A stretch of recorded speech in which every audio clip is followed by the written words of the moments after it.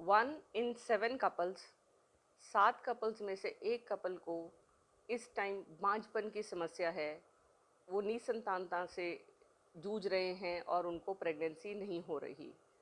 Pregnancy होने के लिए हमें 4 चीज़ें चाहिए।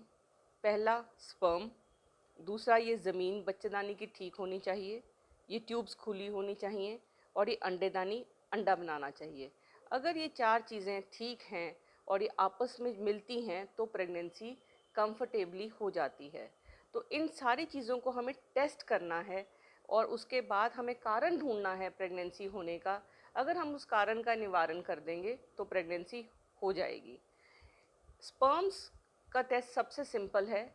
एक सिंपल सीमन एनालिसिस से अगर काउंट 15 मिलियन से ज़्यादा है और मोटिलिटी 50% से ज़्यादा है तो स्पर्म लेवल्स हम नॉर्मल मानते हैं।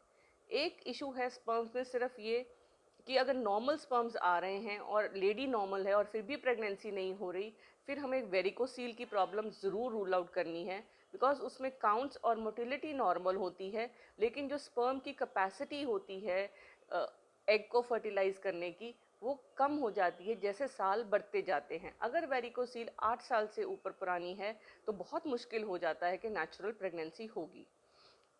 दूसरी चीज़, हमें ये चाहिए कि अगर मेल पार्टनर के स्पर्म्स में ओलिगोस्पर्मिया है या स्पर्म्स का काउंट कम है या स्पर्म्स एबनॉर्मल ज़्यादा हैं तो उनके हार्मोन्स चेक होने चाहिए। हार्मोन्स चेक होने के बाद उसका ट्रीटमेंट अगर करेंगे तो फिर ओलिगोस्पर्मिया का ट्रीटमेंट हो सकता है नेचुरली। अगर ओलिगोस्पर्मिया नेचुरली ठीक नहीं होता तो फिर जो एडवांस टेक्निक्स हैं जैसे इक्सी है, आईवीएफ है, उस प्रोसीजर को यूज़ करके प्रेगनेंसी ली जाती है। अब लेडी के जो टेस्ट बनते हैं, कुछ उसके ब्लड टेस्ट हैं जिससे इन्फेक्शन का पता चलेगा, और ये ज़मीन का एक बार कुछ हिस्सा लेके उसको टेस्ट करा जाता है, जो बायोप्सी करी जाती है जिसमें इन्फेक्शन रूल आउट करी जाती है। इन्फेक्शन अगर ठीक होगी तो प्रेगनेंसी यहाँ जड़ पकड़ेगी। जो बच्चा है वो ट्यूब में बनता है, स्पर्म यहाँ से मूव करके ट्यूब में जाता है, ट्यूब अंडा उठा के अपने उसमें लेती है, इसमें बच्चा बन के यहाँ पर ठहरता है और बच्चा आके यहाँ रुकता है। इसलिए बहुत ज़रूरी है कि ट्यूब खुली हो, अंडा ठीक बनता हो और ज़मीन भी ठीक हो। अगर ये तीनों चीज़ें ठीक होंगी चारों, तभी प्रेगनेंसी होगी। ये जो प्रेगनेंसी है ये 12 से 24 घंटे के लिए एग रहता है, 24 से 36 घंटे के लिए स्पर्म अलाइव रहता है।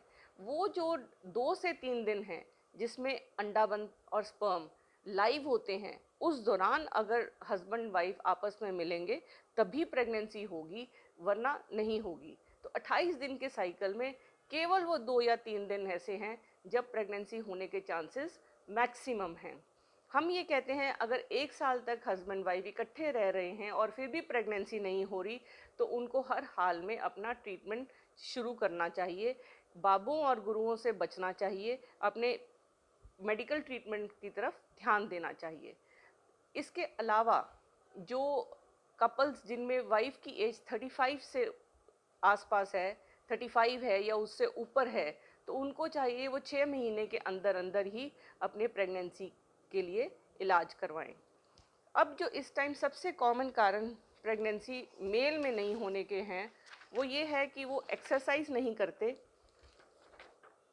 तो उनको एक्सरसाइज करनी है, वेट लूज़ करना है, उनको अल्कोहल बंद करना है, स्मोकिंग बंद करनी है, उनको हेल्दी न्यूट्रिशन लेना है जिसमें बहुत फल सब्जियां हों, ठंड में रखना है निचले वाले हिस्से को। अगर वो ऐसे वाले जगह पे काम करते हैं जहाँ भट्टी है या हलवाई का काम करते हैं, ज़्यादा मोटरसाइकिल चलाते हैं या ट्रक चलाते हैं जहाँ ज़्यादा देर बैठना, नीचे वाला हिस्सा गर्म रहता है, तो उनके स्पर्म्स अफेक्ट होंगे, तो उनको दिक्कत होगी। इसलिए बहुत ज़रूरी है कि नीचे वाले हिस्से को वो ठंडा रखें, मोटे कपड़े ना पहने, टाइट अंडरवियर ना पहने, जीन्स की पॉकेट में मोबाइल को बिल्कुल ना रखें, क्योंकि मोबाइल से जो हीट पैदा होती है, तरंगे हैं, वो डैमेज करती हैं टेस्टिस को। तो ये वो चीज़ें हैं जो उनको अपने लाइफस्टाइल में चेंज करनी है। मोटापा कम करने के लिए बहुत ज़रूरी है कि वो चीनी, मैदा और नमक का इस्तेमाल बिल्कुल ना मात्र करें। दूध उनके लिए अच्छा है बिकॉज वो मेल हार्मोन के लेवल को बढ़ाता है। यदि आप कोई इसके अलावा आपको सप्लीमेंट्स लेने ज़रूरी है, जिनमें दूध है, हींग है, vitamin C, vitamin D, selenium, lycopene, vitamin E, coenzyme Q10 जो है वो बहुत बहुत ज़रूरी एक सप्लीमेंट है जो आपके स्पर्म को आगे बढ़ने की कैपेसिटी देता है। और ये जितने सप्लीमेंट्स हैं ये स्पर्म की क्वालिटी को इम्प्रूव करते हैं। मेल इनफर्टिलिटी के डील करने के बाद हमें साइमल्टेनियसली साथ के साथ फीमेल इनफर्टिलिटी को डील करना है। ऐसा नहीं हमें करना है कि हम मेल को ट्रीट करें उसके बाद हम फीमेल को ट्रीट करें, फिर तो हम सिर्फ एक को एक ट्रीट करते रहेंगे, उतने में दूसरा पार्टनर बीमार हो जाएगा। जब दोनों साइमल्टेनियसली ट्रीट होंगे तो प्रेगनेंसी होने के चांसेस बढ़ जाएंगे। इसके लिए बहुत ज़रूरी है कि फ़ीमेल का ट्यूब टेस्ट ज़रूर हो।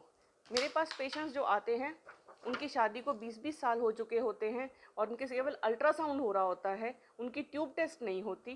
ट्यूब टेस्ट में हम ये करते हैं कि दवाई डालते हैं और फिर एक्सरे खींचते हैं। एक्सरे में हमें ये पता चलता है कि ट्यूब कितनी खुली हुई है, ये ट्यूब की यूट्रस की लाइनिंग है और ये ट्यूब है। हमें ये देखना है कि यूट्रस की साइज़ क्या है, उसकी पोजीशन क्या है, ट्यूब कितनी खुली हुई है। अब इस पेशेंट में अगर हम देखें तो आधी बच्चेदानी है और एक ही ट्यूब है, दूसरी साइड की ट्यूब नहीं है।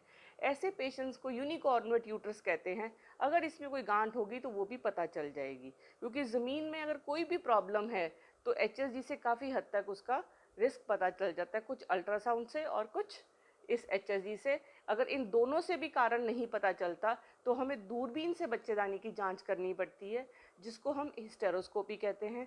कई बार क्या होता है, जैसे ये यूट्रस जो है एक साइड पर टिल्ट हुई हुई है तो इसकी यहाँ पे चिपकी हुई होती है पेट के अंदर, तो उसको लैप्रोस्कोपी से उसको अपनी जगह से खिसकाया जाता है और अपनी सेंटर में लाया जाता है। तो जब पोजीशन उसकी ठीक हो जाएगी तो पेशेंट को प्रेगनेंसी अपने आप हो जाएगी। लैप्रोस्कोपी और हिस्टेरोस्कोपी एक वरदान है पेशेंट्स के लिए जिनकी ट्यूबें बंद हैं। बंद ट्यूबों को उस सर्जरी से खोला जा सकता है। इसमें छोटे छोटे 3 टांके आते हैं, पेनलेस सर्जरी होती है और एक ही दिन में पेशेंट का डिस्चार्ज हो जाता है। अगर इन सब कारणों से होने के बावजूद भी प्रेगनेंसी ना हो तो जो मॉडर्न स्टाइल है उसमें IVF और ICSI 2 प्रोसीजर्स हैं जो टेस्ट ट्यूब बेबी जिसको कहा जाता है, उनसे पेशेंट प्रेगनेंसी ले सकते हैं। ये वीडियो मैं करनाल डॉक्टर सोनम IVF के लिए बना रही हूँ। इस वीडियो को लाइक करें, सब्सक्राइब करें, शेयर करें और मेरे चैनल को सब्सक्राइब करिए और बेल दबाइए। Thank you.